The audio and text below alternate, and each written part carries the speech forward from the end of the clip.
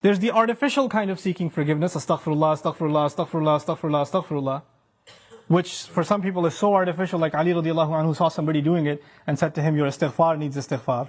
Because it's just rolling off your tongue. There are some things that keep you and me from seeking Allah's forgiveness. It has to do with expectation. Some people deep in their mind have internalized that I have done way too much messed up stuff. Allah probably doesn't like me very much. Some people even go as far as to say, I've heard them say, Allah hates me. Allah hates me. Allah doesn't like me. Allah is angry with me. I've done a lot of bad things. I knew Allah doesn't want me to do this, and I did it anyway, and I did it over and over and over again. So I'm basically off of Allah's good books. My prayers don't mean it. And when people internalize that, you know what they do? I'm a bad person. Could you make dua for me? Because I'm disqualified already. So you need to make dua for me. Because I'm hoping at least Allah will listen to you. Maybe I have a chance. Because there's no way He's going to listen to me. You seem to have a much better connection with Allah than I do. Let me take you back, short reminder. Who was the offer made to by Nuh alayhi salam? Nuh alayhi salam was making this offer to one of the most rebellious nations on earth. Continuously rebellious. And he said, if you can just come ask forgiveness, not only will Allah give you forgiveness, He'll open up the world for you. In other words, you don't get to write yourself off. You don't get to say about yourself, I'm too far gone. Seeking forgiveness is not for you, maybe for somebody else, but I'm a lost case. I'm a terminal case. I'm beyond hope. I'm already done for. If anything, my mom will make dua for me. Or this one will make dua for me. And this is where shaitan comes. Shaitan uses that. When shaitan, he takes advantage of the hopelessness of people, and that's one of the doors to shirk. You know that? One of the doors to shirk. Why? Because then religions come, false religions come that say, you're too messed up, let Jesus forgive you. You be good to Jesus, He'll take care of God for you. He'll be in between. Or they'll place somebody else in between. This saint, go to his grave.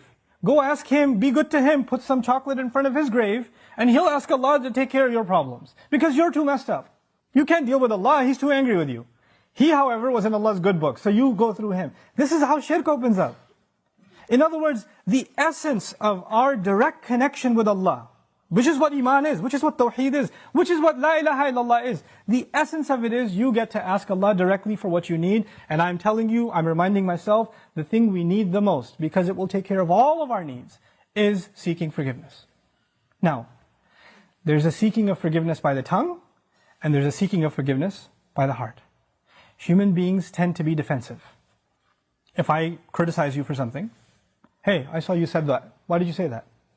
I didn't mean it like that. You don't understand what I was going through. Excuse me. You don't even understand the whole story. Hey, I noticed that you did this. You get defensive immediately.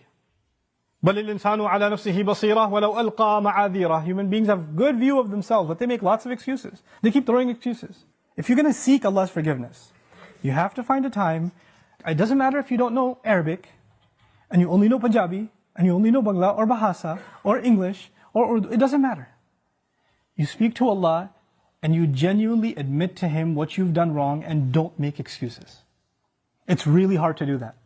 Because even when you stand in the mirror, you lie to yourself. You tell yourself, I'm not that bad. I have reasons for what I did. I have justification. I've been through a lot.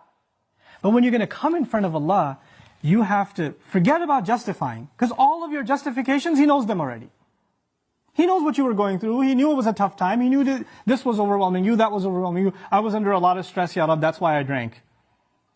Don't give Him the reasons. He knows your reasons better than you do. You need to come to Him openly, without any filters, without any hesitation, with no guard, with no shame. You're embarrassed to even admit this to anyone until you completely, openly admit to Allah how messed up you've been and how you've messed up. Completely openly. And as you do it, let me tell you, as you start verbalizing those things, I would be hard-pressed to think tears are not going to roll down your eyes. It's impossible for a human being to open up so vulnerable before Allah, before anyone, and especially Allah, to open up so much and then not believe, not have tears roll down their eyes. Because it's a moment of weakness. To the world, you have to show yourself as strong and confident and you're just fine. Everybody sees you and thinks everything's okay. But the only one who gets to know nothing is okay, there's a lot of problems, is Allah. You have to open up to Him completely, and then you're going to be in a position to ask for forgiveness. Then you get to beg in sajda. Then it turns into something else. Then it's not just astaghfirullah, astaghfirullah, astaghfirullah. It's a real conversation with Allah. It's a real confession with Allah Azza wa Jal.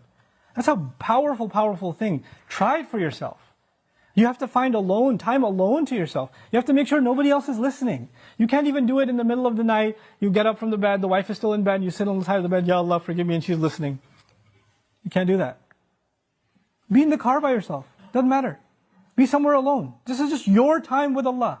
Your alone time with Allah. And verbalize it. Hear yourself say it. There's one thing to just whisper it. And if you're just going to memorize a bunch of du'as in Arabic and you don't even know what they mean, and just recite them,